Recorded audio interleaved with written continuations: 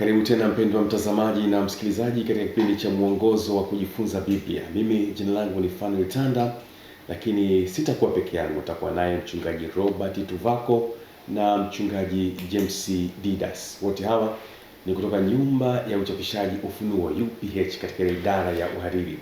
Na nikukumbusha mpendwa mtazamaji ya kwamba tupo katika robo ya pili ambayo inasema kwamba kukua katika uhusiano na Mungu ndilo jambo ambalo tunajifunza katika robo hii ya pili. Sasa leo tena katika somo la 4 tutaweza kujifunza kuhusiana na nafasi ya Biblia. Nafasi ya Biblia ndilo jambo ambalo tutaweza kujifunza katika juma hili tena. Na nikukaribisha tuweze kuwa sote kuweza kujifunza mambo mbalimbali. Na sasa ni kuombe mchungaji James Didas utaweza kutupatia ombi la ufunguzi, alafu tuweze kuendelea na kipindi chetu hiki cha mwongozo wa kujifunza Biblia. Usitoke katika runinga yako. Karibu mchungaji James Didas. Baba yetu mwema, Mungu mwingi wa rehema na fadhili, tunakutukuza, tunaliinua na kulihimidi jina lako takatifu katika saa hii ya pekee uliyotupatia kujifunza neno lako. Tunapofungua maandiko matakatifu, neno lako lenye mamlaka, msingi na kiini cha imani na maisha yetu, tafadhali mwalimu mwema, mwalimu bora, Roho Mtakatifu tuongoze kufikia kina cha kile unachotaka tujifunze kwa ajili ya wokovu wetu. Umuongoze mpenzi mtazamaji na msikilizaji pamoja nasi katika kujifunza kwetu, ujifunue kwa namna ya pekee tukuelewe katika neno lako lenye nguvu, neno lililo hai linaloweza likauisha na kurekebisha mambo yote katika maisha yetu, ili tuishi tukiwa na uhusiano mzuri wa kudumu pamoja na wewe. Tunaomba kwa Kristo Bwana na Mwokozi wetu. Amina. Amina. Amen. Asante sana mchungaji James Didas kwa kuweza kutufungulia kwa ombi katika kipindi chetu hiki cha mwongozo wa kujifunza Biblia. Na sasa tunakwenda moja kwa moja katika somo letu la leo la juma hili, nafasi ya Biblia. Lakini kabla ya kwenda kwenye somo hili la nafasi ya Biblia, karibu sana mchungaji Tuvako. Asante. Na nikukaribisha pia mchungaji Didas.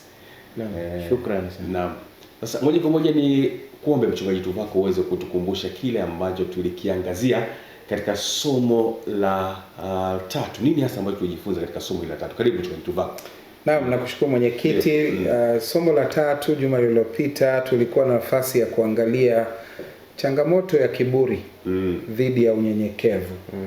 Na tukaona mambo kadhaa. Kwanza fungu la kukariri lilikuwa Luka 14, fungu la 11 ambalo lilisema, kwa maana kila ajikwezaye atadhiliwa, naye ajidhilie atakwezwa. Tukajifunza mambo kadhaa, lakini moja ni jinsi ambavyo dhambi ya kiburi ambayo ilianza na Lucifer mwenyewe ni dhambi kuu ambayo inazaa dhambi zingine zote. Na kiburi kinaweza kuwa mojawapo kabisa ya vizuizi vikuu vya ukuaji katika uhusiano na Mungu. Tuliona kwamba ikiwa tunajisikia hali ya kujitosheleza nafsi na hatutambui jitaji letu la uhusiano huu, tutaufutilia mbali uhusiano pamoja na Mungu. Tofauti na hilo, tulimuona Yesu kwamba alikuwa mtu mnyenyekevu zaidi duniani na kielelezo bora zaidi cha jinsi ya kuwa na uhusiano wa karibu zaidi na Mungu.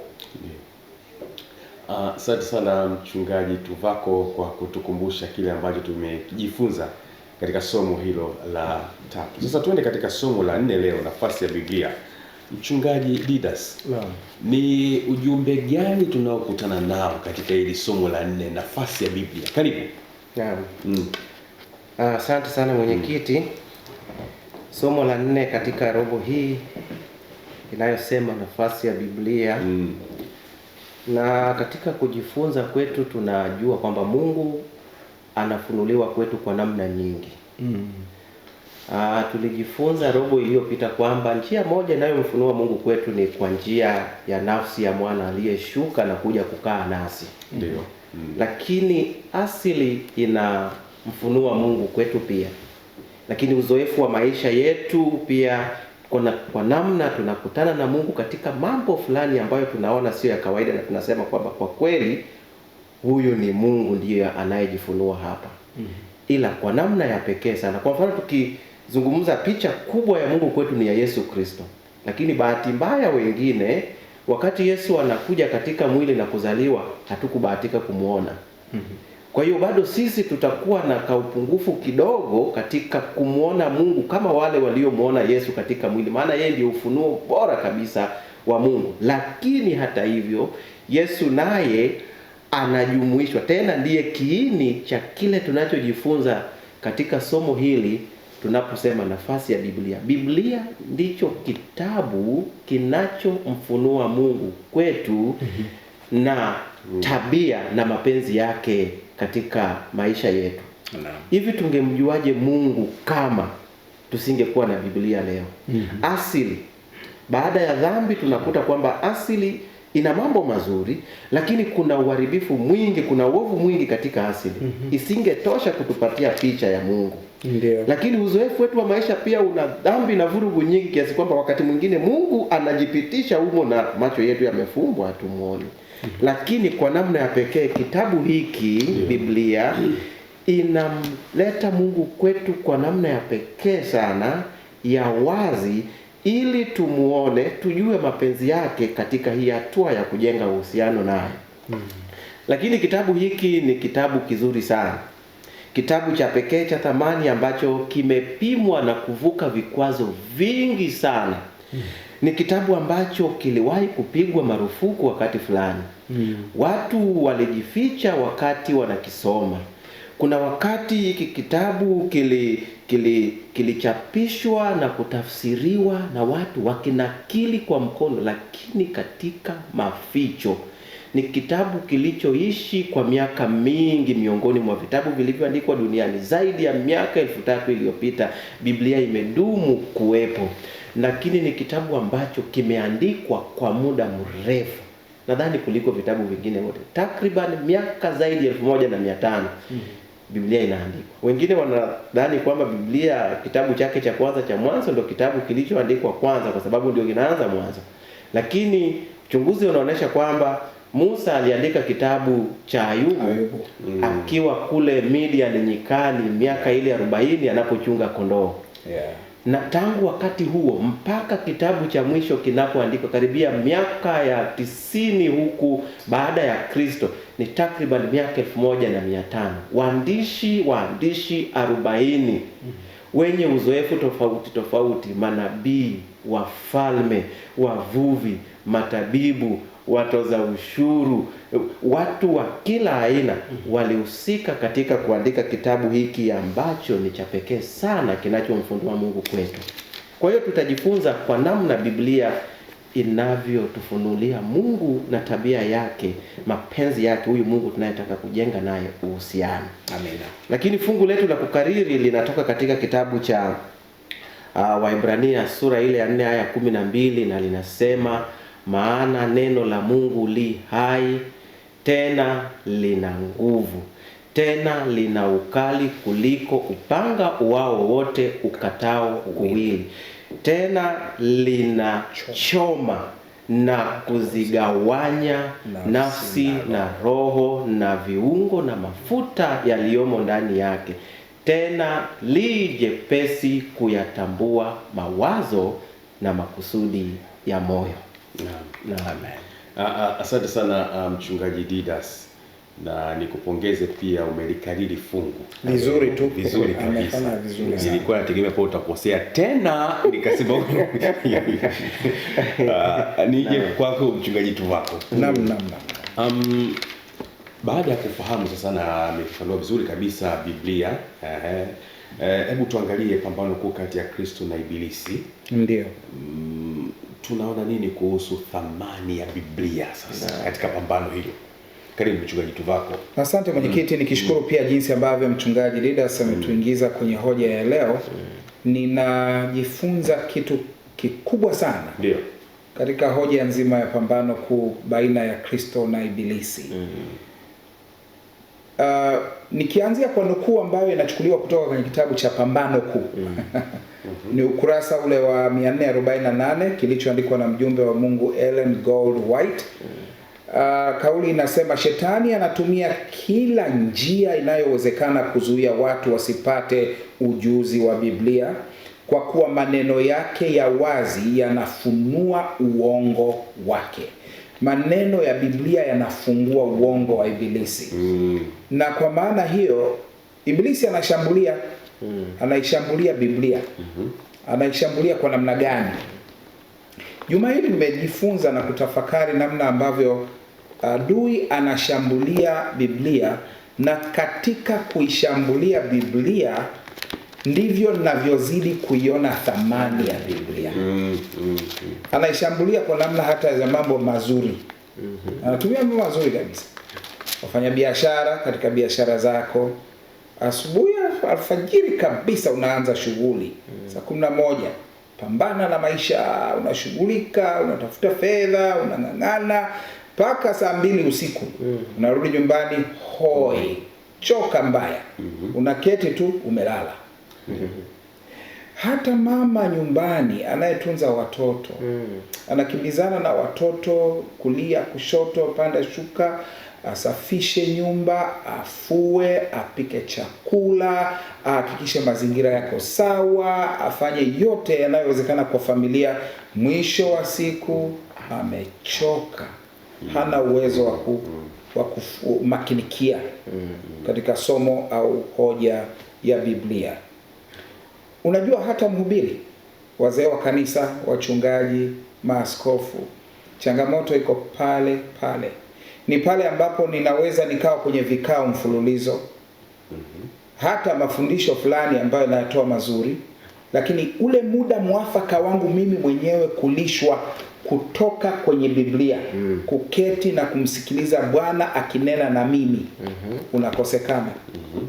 Hivyo mambo haya anuai adui anaweza, na tena yanatumia hapa karibu na wewe kabisa, katika kuhakikisha ya kwamba Biblia unayoiamini kwamba ni neno la Mungu huisomi wala huitafakari.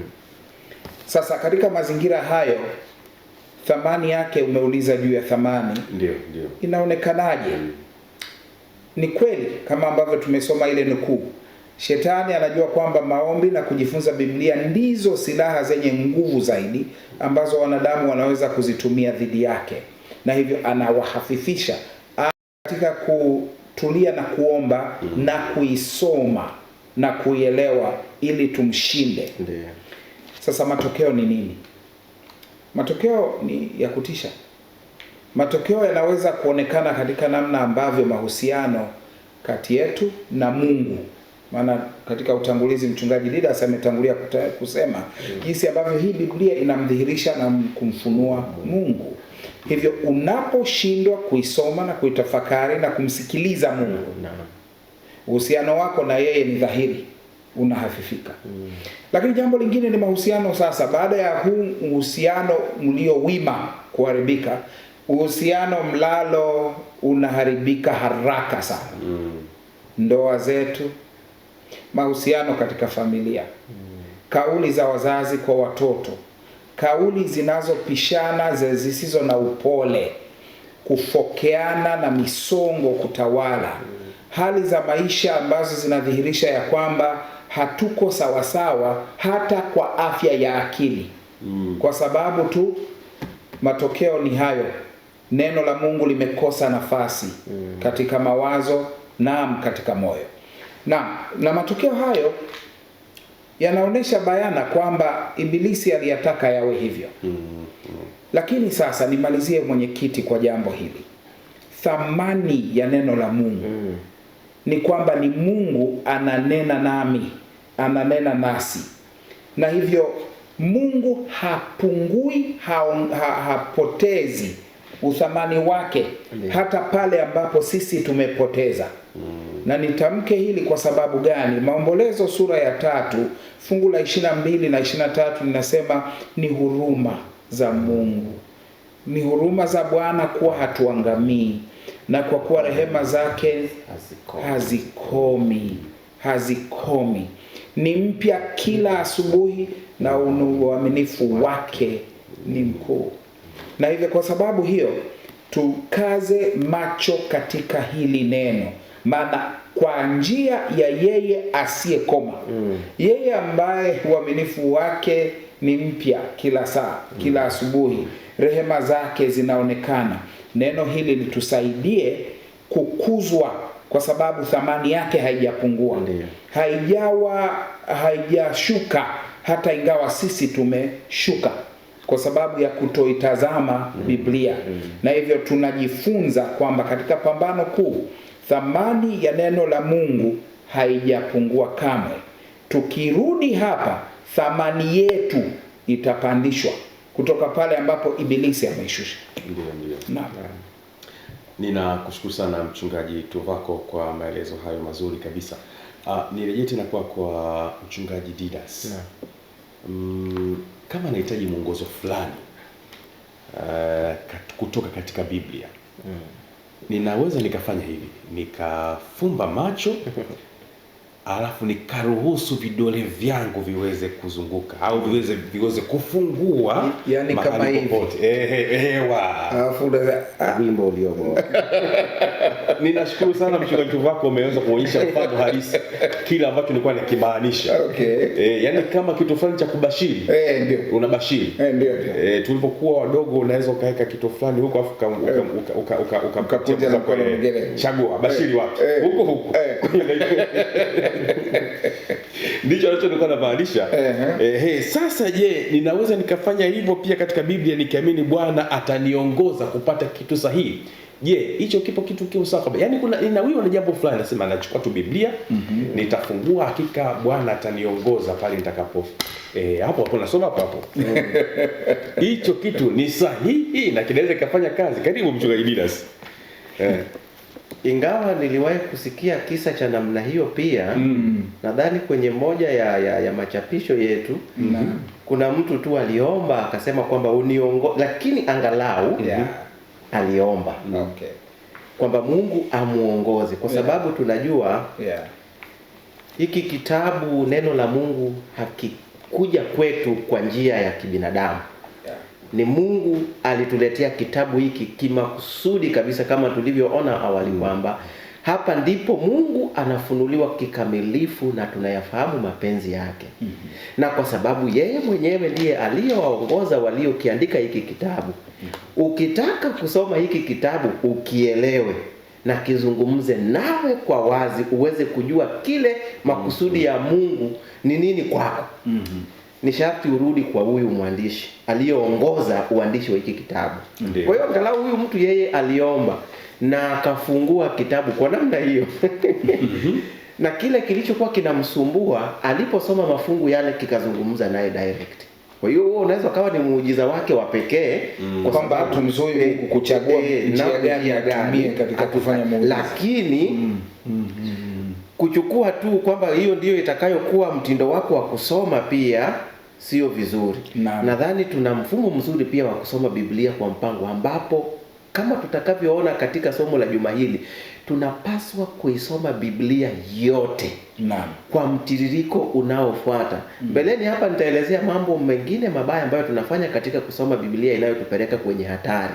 Lakini ule utaratibu mzuri wa kusoma Biblia kwa mfatano, fungu baada ya fungu, sura baada ya sura, ukurasa baada ya ukurasa, ukaisoma Biblia yote, utakuta Mungu akizungumza nawe kwa namna ya pekee sana. Kwa hiyo inaweza ikatokea, lakini sio namna ambayo ninaweza nikaipendekeza kwamba sote tusome Biblia kwa namna hiyo. Lakini niseme mwenyekiti kwamba Biblia sio hekima ya mwanadamu. Biblia ilitoka kwa Mungu, na ikiwa inabeba mamlaka na tabia ya Mungu ikiwa inafunuliwa katika maandiko. Na Mungu aliwaongoza hawa waandishi kuandika, ni wanadamu kama sisi, wenye dhambi, wenye upungufu, lakini aliwavuvia akawaongoza kuandika kwa uzoefu wao, katika mazingira yao, katika historia zao na matukio yaliyowazunguka kila moja katika eneo lake. Na hata ukiangalia usuli wa maisha yao, background ya kila mwandishi utakuta ni watofauti. Wengine elimu, wengine wenye vyeo, wengine tu ni wavuvi wa kawaida, wengine hata watu waliokataliwa. Mathayo ni mtoza ushuru aliyechukiwa, lakini Mungu kwa majaliwa yake anamtoa huko. Yesu anamuita na kuwa mwanafunzi, anaandika naye. Kila mtu wa uzoefu fulani anaandika.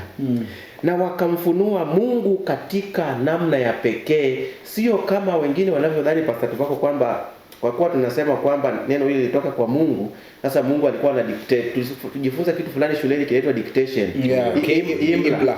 Kwamba sasa haya, tanda, chukua kalamu na karatasi, alafu Mungu anaanza kusoma huko. Ndio anamwambia Paulo, andika waraka wa kwanza kwa Wakorintho, anatiririka mpaka mwisho. Anaanza waraka wa pili. Daudi naye anapoandika Zaburi, Mungu anamuongoza kuandika kwa maneno kutoka kule. Hapana, sio kwa namna ya imla. Waliandika katika mazingira yao na lugha ya kibinadamu na uzoefu wao na matukio yaliyowazunguka, lakini Mungu akiwa anakusudi kwa hawa watu kwa ujumla wao waweze kufikisha ujumbe wake. Mpenzi mtazamaji na msikilizaji, napenda kukuambia kwamba Biblia ni ujumbe wa Mungu, ni barua yake ya upendo kwetu. Amina. Ambayo tunapaswa kuipatia nafasi ya pekee sana katika maisha yetu. Mtuzi wa somo letu alianza kule kwenye ule ukurasa wa utangulizi akiuliza kwamba Biblia ina nafasi gani katika maisha yako? Ni kwamba umeichukua tu umeiweka juu ya kabati au kando ya kitanda. Wengine ni siku ya ibada mpaka siku ya ibada. Mwingine mpaka hajui Biblia yake aliweka wapi, anachelewa kwenda kwenye ibada, anatafuta Biblia na ndipo inakung'utwa, inatolewa vumbi, atakutana nayo tena siku nyingine ya ibada. Tunapaswa kuipenda Biblia na kuifanya kuwa kitabu rafiki. Na ningependa mwenyekiti tusome pamoja na mpenzi msikilizaji na mtazamaji katika kitabu cha waraka wa pili wa Paulo kwa Timotheo, ile sura ya 3 na aya ya 15 mpaka 17. Waraka wa pili wa Paulo kwa Timotheo, sura ya 3 aya ya 15 hadi 17. Biblia inasema, na ya kuwa tangu utoto umeyajua maandiko matakatifu ambayo yaweza kukuhekimisha hata upate wokovu kwa imani iliyo katika Kristo Yesu. Kila andiko lenye pumzi ya Mungu lafaa kwa mafundisho na kwa kuwaonya watu makosa yao na kwa kuwaongoza na kuwaadibisha katika haki, ili mtu fungu la aya 17 nasema ili mtu wa Mungu awe kamili, amekamilishwa apate kutenda kila tendo jema. Na Biblia katika aya hizi inajifunua yenyewe kusudi lake ni nini hasa. Paulo anapomwandikia huyu kijana Timotheo anafunua kwetu kusudi hasa la Biblia. Na anasema Biblia inakusudiwa kutuhekimisha ili tupate wokovu kwa imani katika Yesu Kristo.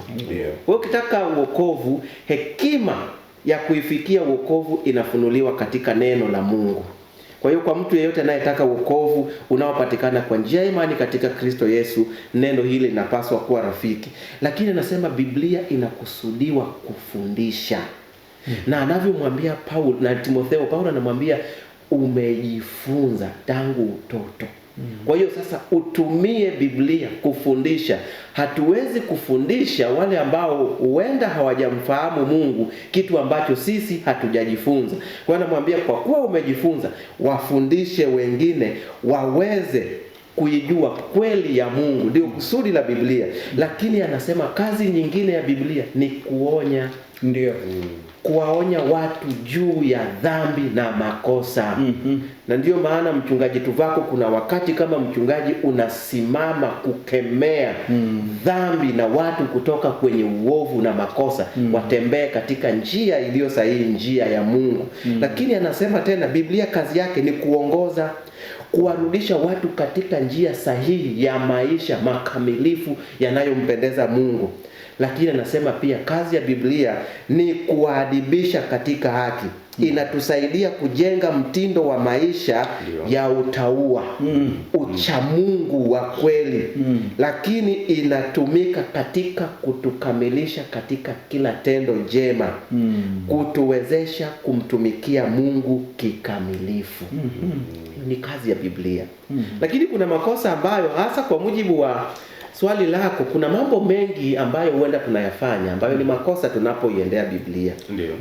Tufanye nini tunaposoma Biblia? Tunapaswa kuwa waangalifu tunapoiendea Biblia. Tusitazame Biblia kwa kusudi la kutimiza maoni yetu wenyewe. Wakati mwingine unaiendea Biblia ukiwa na mawazo yako tayari. Unatamani kitu fulani ambacho umeshaumba picha yake kwenye akili yako ndicho kitimie. Na mwandishi ametuambia kitu fulani hapo katika ile sura ya ukurasa wa 45. Anasema inapokuja inapokuja katika mafundisho binafsi ya Biblia, ni lazima tuwe waangalifu tusitazamie Biblia kutimiza makusudi au maoni yetu ambayo si wakati wote yanapelekana na Mungu. Kwa mfano, hatupaswi kutumia njia ya kufunga macho yangu na kuelekeza kwenye kifungu. Nilieleza kule mwanzo, lakini hii siwe tu kwamba ndio mtindo wangu kwamba mimi nataka kusoma Biblia sasa hivi. Hapana.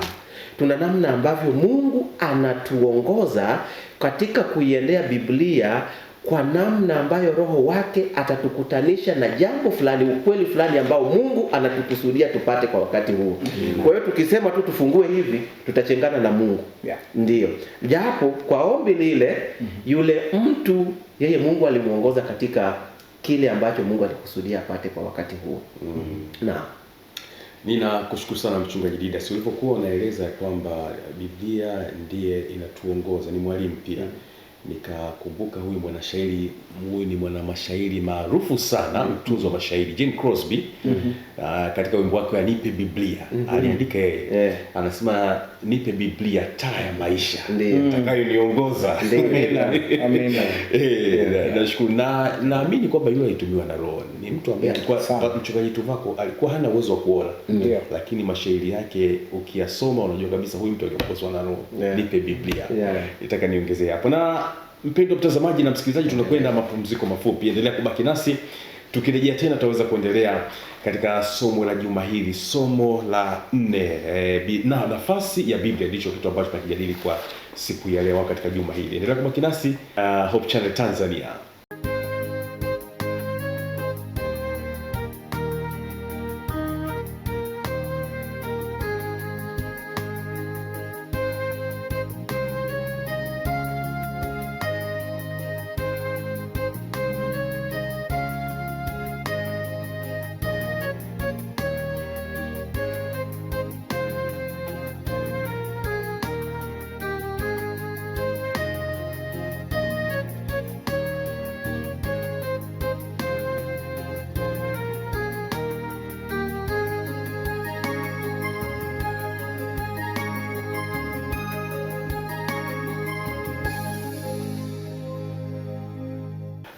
Tumerejea tena mpendwa mtazamaji na msikilizaji. Hiki ni kipindi cha mwongozo wa kujifunza Biblia, na kabla ya kwenda mapumziko, Mchungaji Didas kuna jambo alikuwa akizungumzia pale. Ningeomba pia nikukaribisha tena kwa ajili ya kuweza kulimalizia jambo hili. Karibu sana Mchungaji Didas. Naam, asante sana mwenyekiti. Wakati fulani unajua tunaiendea Biblia na kutaka kusoma mafungu fulani ambayo huwa ni rafiki, yanazungumza nasi kwa uzuri, ni rahisi kuelewa, alafu tunakwepa mwingine. Tunapaswa kuisoma Biblia kwa ujumla wake na ukamilifu wake, badala ya hivyo vifungu rahisi ambavyo vingine havitupatii changamoto. Na mtu fulani anapoona Biblia wakati mwingine mafungu fulani yanasonda kasoro dhambi yake, anataka kuyakwepa. Tuiache iseme nasi, tuisome kwa ujumla. Lakini hatupaswi kuiendea Biblia kwa uelewa wetu na mantiki yetu ya kibinadamu. Biblia ni neno la Mungu.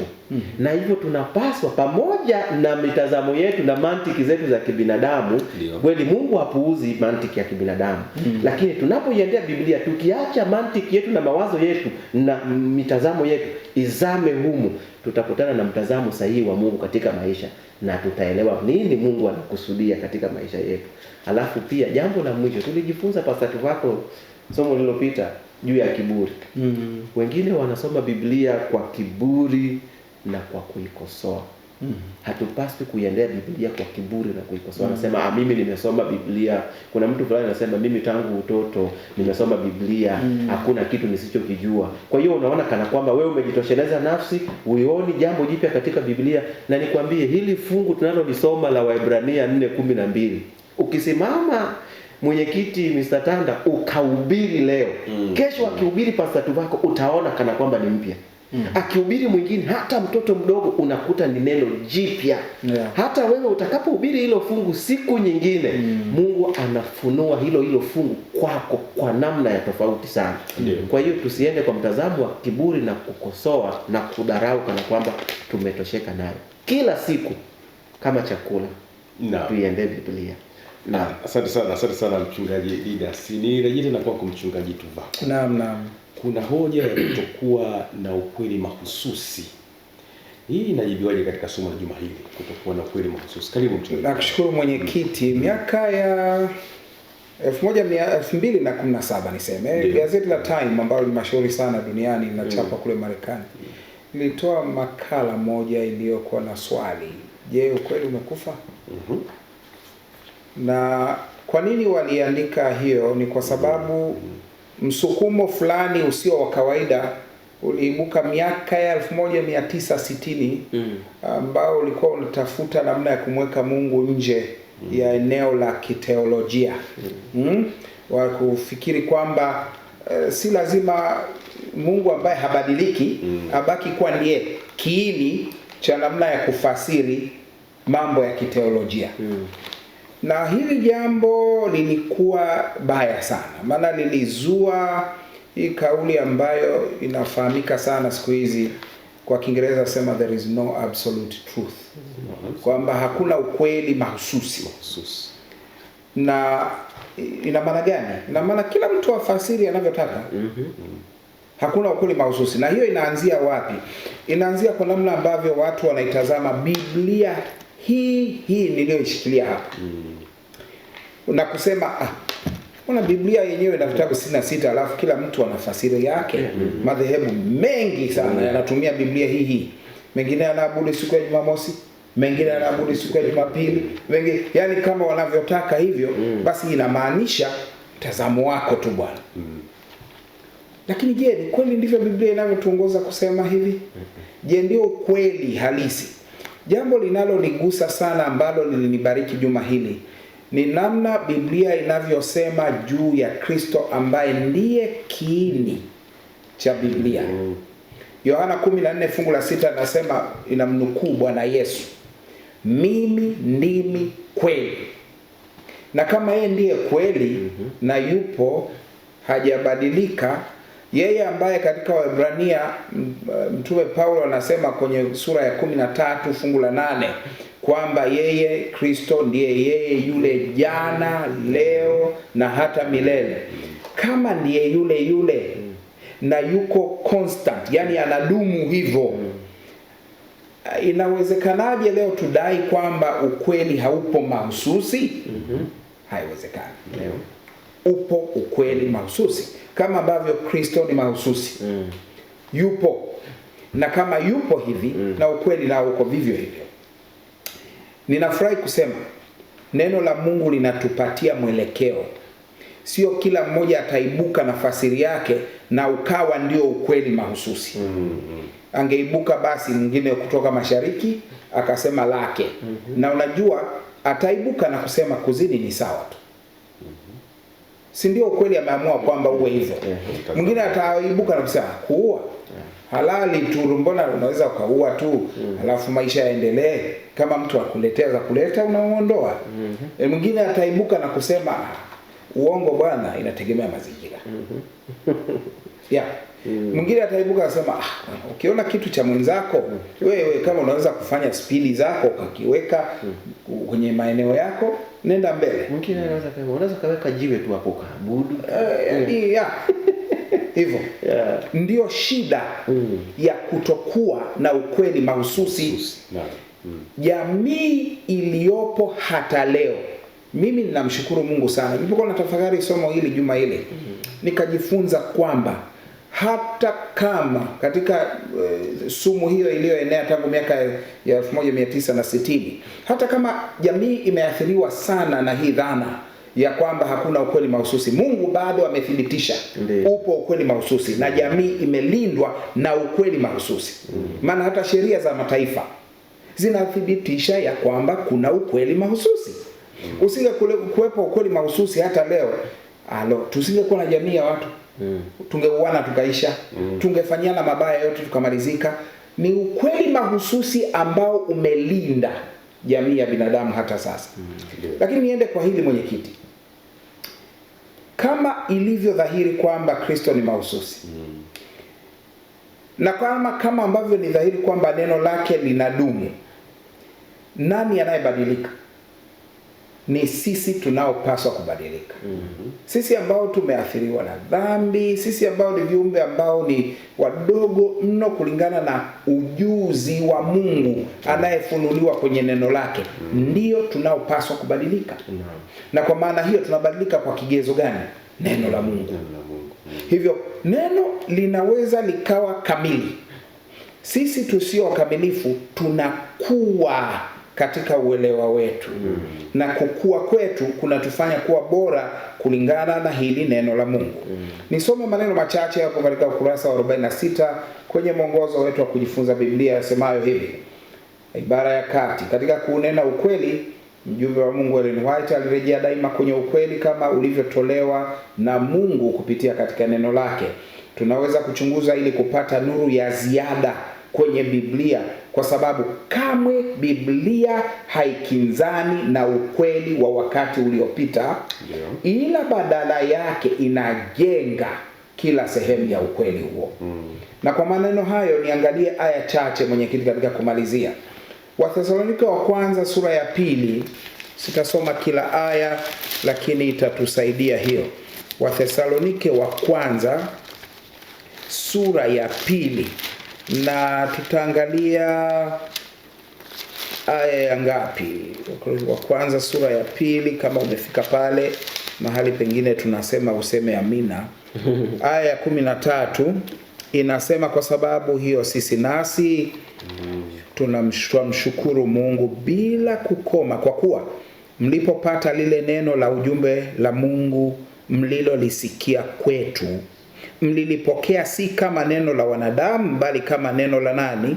La Mungu. Na ndivyo lilivyo kweli kweli, litendalo kazi pia ndani yenu ninyi mnaoamini. Kwa lugha rahisi, mtume Paulo anapoandikia Wathesalonike anasema mnalipokea na mlilipokea, na anawapongeza kwamba ni kama neno la Mungu na linatenda kazi ndani yenu. Zaburi ya 33 anasema neno la Bwana linaadilisha, na kazi yake inatenda makuu. Na Waefeso 1:13 anasema kutiwa muhuri kwa Roho wa Mungu huja baada ya neno la Mungu kuingia ndani ya mtu. Hivyo Roho wa Mungu anaweka neno la Mungu ndani yake. Na hivyo kwa maana hiyo ukweli huu wa hoja ya ukweli mahususi unabaki pale pale, na hoja au dhana za kibinadamu kwa kweli zinatoka kwa Ibilisi zisemazo hakuna ukweli mahususi. Tuko salama kwa kubaki katika ukweli mahususi, neno la Mungu. Asante sana mchungaji Tuvako. Mchungaji Didas, unaweza kusikia kwamba au ninaweza nikakwambia kwamba sijawahi kusikia kitabu chenye uhai isipokuwa Biblia peke yake. Je, hilo likoje? Lakini mchungaji Tuvako, nilienda sehemu moja wakawa wanasema wao, kama neno hilo lipo kwenye Biblia nitaliamini, lakini kama lipo kwenye Biblia hilo sio langu. La hasha, hilo silitambui. Hebu turudi tena kwenye hoja yetu. Tunazungumzaje hiyo kuhusiana, hilo likoje kuhusiana na kitabu chenye uhai, Biblia? Karibu sana mchungaji Didas. Asante sana mwenyekiti. Ninatamani Mungu kwa msaada wake anisaidie nikipende hiki kitabu kuliko vitabu vingine vyote. Amina. Sababu ninapojifunza kulitazama somo la juma hili ninagundua kwamba Biblia inajumuisha ukamilifu au ujumla wa maisha ya mwanadamu. Inagusa nyanja zote za maisha yetu.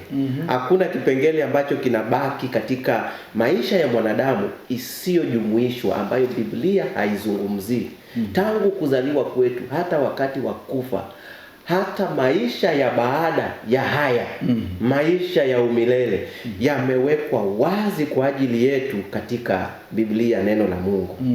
Na fungu la kukariri la juma hili linatuonesha kwa namna ya pekee. Paulo anaposema ili neno linachoma hata kuzigawanya nafsi na roho na viungo na mafuta yaliyomo ndani yake, tena ni jepesi kuyatambua mawazo na makusudi ya moyo. Anagusa nyanja zote za maisha ya mwanadamu, kwamba Biblia haijamwacha mwanadamu kiakili, kiroho, kimwili. Anapotaja viungo na mafuta yaliyomo ndani yake, anapotaja roho, anapotaja nafsi, anamgusa mwanadamu. Kwa hiyo Biblia inashughulika na maisha ya mwanadamu kwa ujumla wake.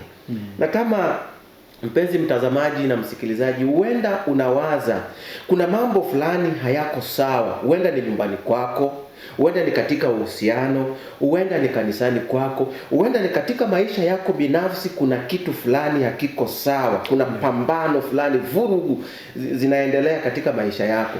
Unadhani ingekuwaje kama kitabu hiki kilichoinuliwa, maelezo haya yaliyoletwa kwetu kuhusu kitabu hiki, ungekichukua kitabu hiki Biblia kikawa rafiki yako? Unadhani mambo yangekuwaje katika maisha yako?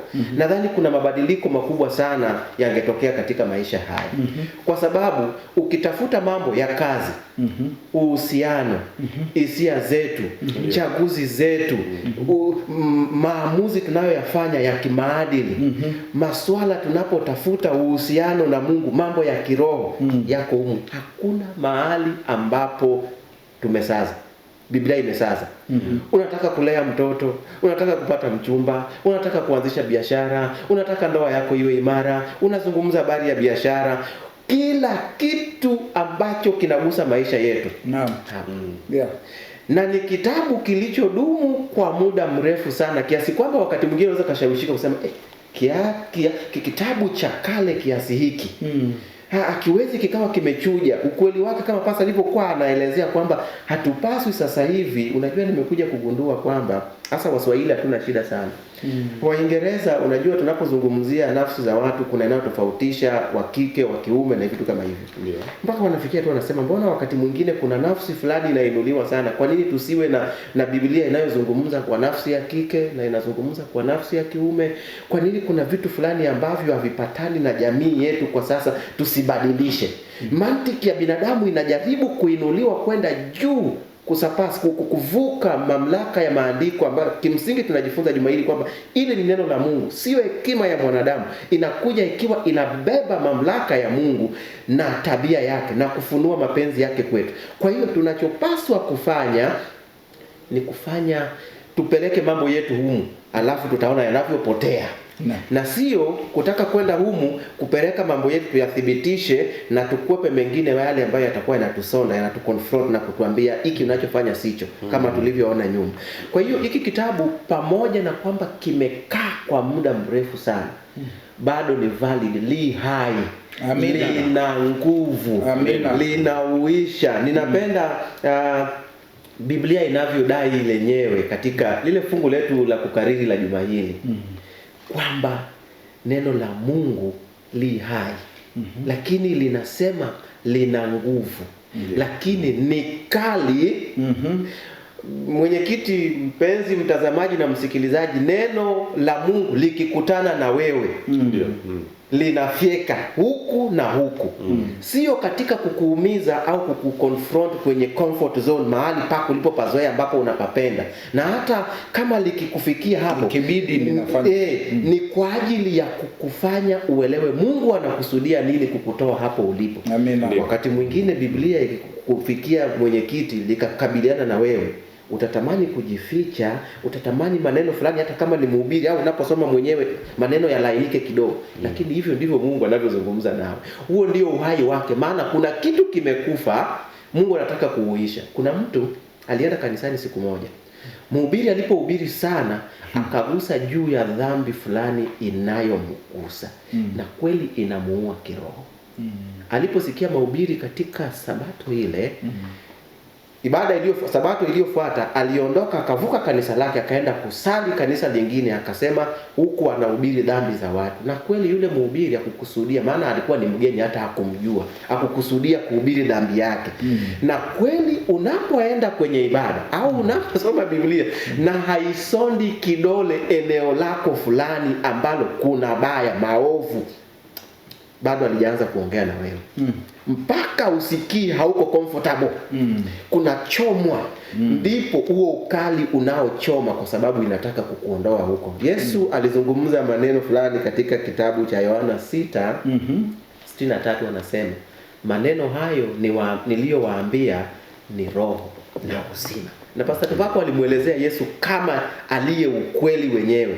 Na yeye tena hapo anajielezea kama uzima.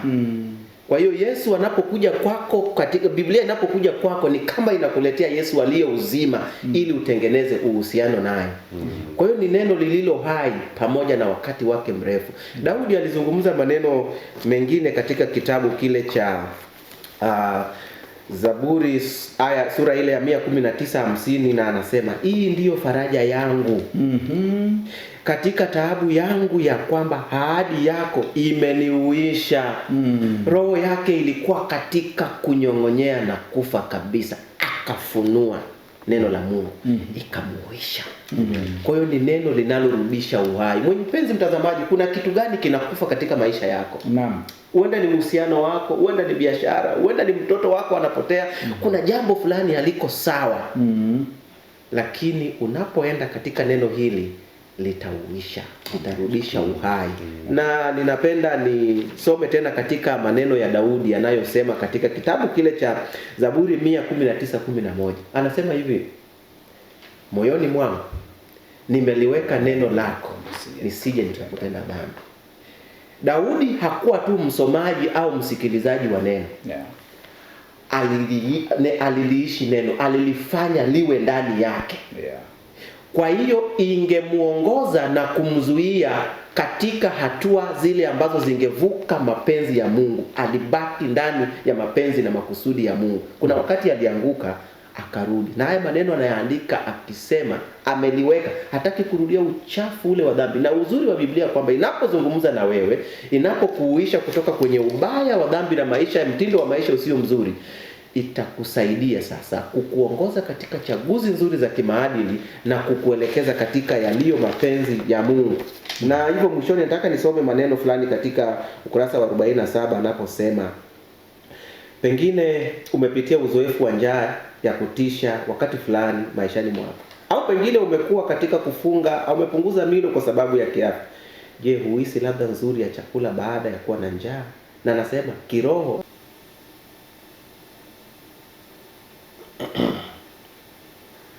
Ninashukuru sana Mchungaji Didas kwa maelezo hayo mazuri ambayo kwa kieleza kuhusiana na Biblia, kitabu chenye uhai. Nirejea tena kwako Mchungaji Tuvako, tukiendelea na ukiunga hapo ambapo ameelezea Mchungaji Didas ya kwamba tunapaswa kulijiaje neno ili tuweze kujifunza kulingana na somo la juma hili linavyotuelekeza kulingana na nafasi ya Biblia. Karibu sana Mchungaji Tuvako.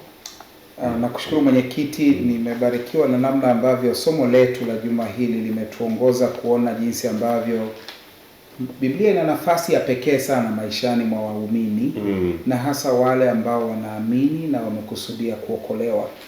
Tulijieje neno Ninakumbuka uzoefu mfupi katika kanisa ambalo nilitembelea majuma machache yaliyopita. Ndio. Linaitwa Malamba Mawili. Pale jijini Dar es Salaam. Na baada ya ibada kuu siku ya Sabato tukawa na nafasi watu wakawa wengine wanarejea makwao na wanarejea mchana kwa vipindi vya kujifunza neno la Mungu, na hivyo nilichotiwa moyo kwacho ni utayari wa washiriki wengi. Ndio. Kwa kawaida katika maeneo mengi unapowaambia waende tu nyumbani alafu warudi, utakuta ni wachache sana. Wengi unakuta ni mahali ambapo chakula kilikuwa pale pale. Nilijifunza attitude, mtazamo chanya wa kutaka kujifunza, ambao ndio nauona pia kwenye somo letu hili. Wakorintho wa kwanza sura ya 2 fungu la 14 inasema, basi mwanadamu wa tabia ya asili hayapokei mambo ya Roho wa Mungu, maana kwake huyo ni upuzi, wala hawezi kuyafahamu kwa kuwa yatambulikana kwa jinsi ya rohoni. Mwenyekiti, Ndio. ni mtazamo gani ninaokuja nao katika neno la Mungu? Nikija na dhana zangu, nitazuia Roho wa Mungu kunipatia jambo jipya. Lakini nikija na shauku ya kutaka kujua jambo jipya, Roho wa Mungu atanifundisha. Na ndio maana mwanadamu wa jinsi, hapa ametumia tabia ya asili, Ndio. tabia ya dhambi, anakuja na mawazo yake. Mchungaji Didas alisema muda mfupi uliopita namna ambavyo tunaweza tukaja na mambo yetu na kiburi ambacho kinazuia mambo mapya kuingia katika akili. Tofauti kabisa na jinsi ambavyo maandiko yanatufundisha, tabia ya asili inazuia, lakini tabia ya Roho inamwandaa mtu, inamfungua. Neno la Mungu linatenda kazi. Nisome hii ibara ya kati, ukurasa 48. Ndani yetu tunapoamini, unapoifungua Biblia yako na kuamini kwamba Mungu analo jambo la kukuambia kupitia katika maneno ya kurasa zake, hakika atanena nawe na kutenda maishani mwako. Lakini kwa kiasi kikubwa hivyo, hilo linategemea imani yako na matarajio yako. Habari njema ni kwamba ikiwa imani yako ni ndogo, Mungu anaweza kusaidia katika kuikuza, hata ikiwa ni ndogo kama punje ya haradali. Ndio. Usije na preconceived idea, yani wazo uliloliwaza kabla. Njoo na utayari na kikombe kilicho wazi kujazwa. Ndio. Asante sana Mchungaji Tuvako. Mchungaji Didas, tunapomalizia kipindi chetu hiki cha mwongozo wa kujifunza Biblia, kuna swali la kujitathmini ya kwamba tunawezaje kujitathmini kama tumekubali au tumelikataa neno, na tufanye nini sasa? Karibu sana Mchungaji Didas. Asante sana mwenyekiti. Ndio. Napenda nisome katika ukurasa wa 49 ibara ya mwisho kabla ya maswali. Kuna maneno ambayo mjumbe wa Mungu katika kitabu Ellen White katika kitabu cha Elimu ya Kweli ukurasa wa 211 na 12 anayasema, ambayo huenda yatatusaidia katika kuelewa au kujibu lile swali ambalo umeuliza. Nasema ni jambo moja kuichukua Biblia kama kitabu chenye mafundisho ya maadili mema, kusikiliza pale tu linapoendana na wakati na hali yetu duniani, na ni jambo lingine kutambua neno hilo kama hakika neno la Mungu aliye hai, neno ambalo ni uhai wetu, neno lipasalo kutawala matendo yetu, maneno yetu na mawazo yetu. Kulichukulia neno la Mungu kama chochote kilicho tofauti au pungufu ya hivyo ni kulikataa. Na kulikataa huko kwa watu wanaodai kuliamini ndicho chanzo kikuu cha kutokuamini na kukosa maadili kwa vijana. Tumejifunza muda wote mwenyekiti kwamba ili neno la Mungu siyo hekima ya mwanadamu, linapita mawazo na mantiki yetu. Maana hata Biblia inasema Mungu mawazo yake yako mbali huko juu kuliko ya kwetu. Tunavyoona sivyo anavyoona yeye. Na kwa namna hiyo, kwa kuwa neno hili ni la Mungu na linakuja kwetu likiwa na mamlaka, neno linalomfunua kwetu na mapenzi yake, barua yake ya upendo kwetu, ninapendekeza tufanye hili. Tukipende kitabu hiki. Amina. Tukisome. Tena tukiendee kama Pastor Tuvako alivyosema, kama kikombe kilicho tupu, tujazwe nacho. Tukiendee tukiwa na njaa na kiu na mtazamo chanya. Tukikisoma kama kilivyo chakula kitamu chenye ladha kwa mwili, ndivyo hili neno litakavyokuwa kitamu na chenye ladha kwa roho zetu, maana ni chakula kinachotushibisha kiroho, na hivyo tunatengeneza uhusiano thabiti na Mungu. Ni kushukuru sana Mchungaji Didas, lakini pia ni kushukuru Mchungaji Tuvako kuwa nasi tena kwenye kipindi hiki cha mwongozo wa kujifunza Biblia. Na asante sana wewe mpendwa mtazamaji na msikilizaji kwa kutenga muda wako kuwa nasi tena katika kipindi hiki cha mwongozo wa kujifunza Biblia. Mimi jina langu ni Fanuel Tanda, na tunapomaliza kipindi chetu ni kuombe Mchungaji Tuvako uweze kutufungia kwa ombi. Karibu. Tuombe. Baba yetu, muumba wetu, mwokozi na mkombozi wetu, rafiki, mpaji wa vyote vilivyo vyema, tunakutukuza, tunakuhimidi kwa sababu wewe wema wako umeudhihirisha katika neno lako. Upendo wako usioelezeka umeufunua katika maisha yetu, na kwa neno hili tunaishi, kwa neno hili tunapata uzima, na kwa neno hili tunatumaini la uzima wa milele. Amen. Tunakushukuru kwa upendo huo, na tunakuomba kwa ajili ya mpenzi mtazamaji na msikilizaji pamoja nasi, tujalie kuliheshimu, kulisikiliza, kulisoma na kukufuata. Kwa uwezo wa Roho wako Mtakatifu tunaomba haya katika jina la Bwana wetu Yesu. Amina. Amen.